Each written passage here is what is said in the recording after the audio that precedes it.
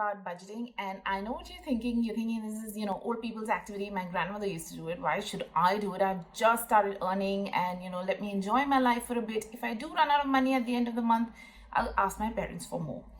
It's fine to do that, of course, and you can continue doing that. But beyond your early 20s, if you're still doing that, relying on your parents for money when you run out at the end of the month, then it's a bit embarrassing to say the least. Plus, budgeting is not about just being frugal and saving and not running out of money at the end of the month.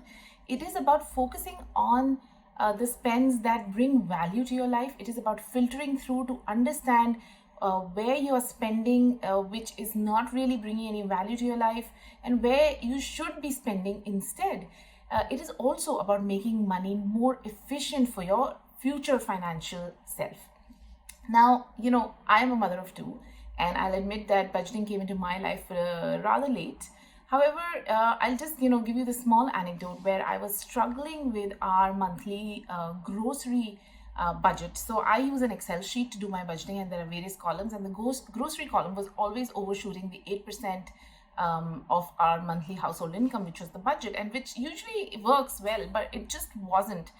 And I wasn't sure, so I did a little digging and I opened up that column into more nuanced line items like fruits and vegetables, packaged food, staples, and so that I know where I'm spending. And I did this for like a few months, and I realized it's the packaged foods line item where I was overdrawing. And why was it? Supermarkets have so many things, whether it's online or in a physical store, which are attractive when you have kids, when you have family members.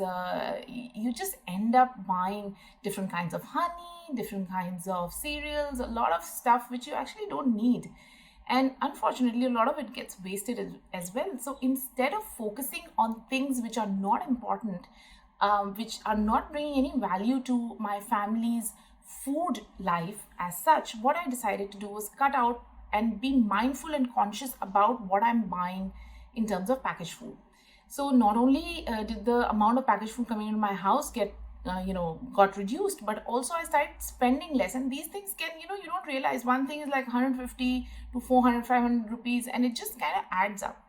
And I realized that in a month I could save 5,000-6,000 rupees just by being mindful about the packaged food that I'm spending on, rather than mindlessly buying whatever was in front of me.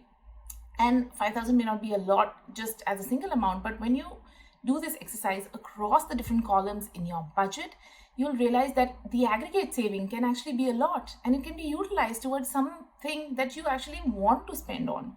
I love spending on my plants, and sometimes my bill on the kind of things we do with the plants can actually be quite a lot, but I don't mind that.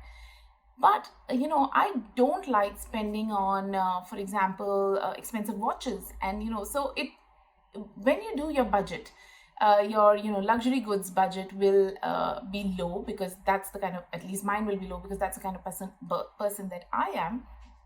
And you know that where you're spending is where you want to spend.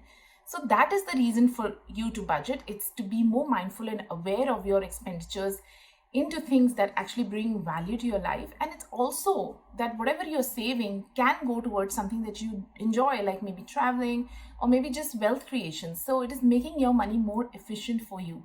If you want to know the tools and tips towards making the ideal budget for you that's relevant for you, then do read the article, because that has all the tools you need and all the tips you need to make this ideal budget. And the article will also tell you not to procrastinate and to start now.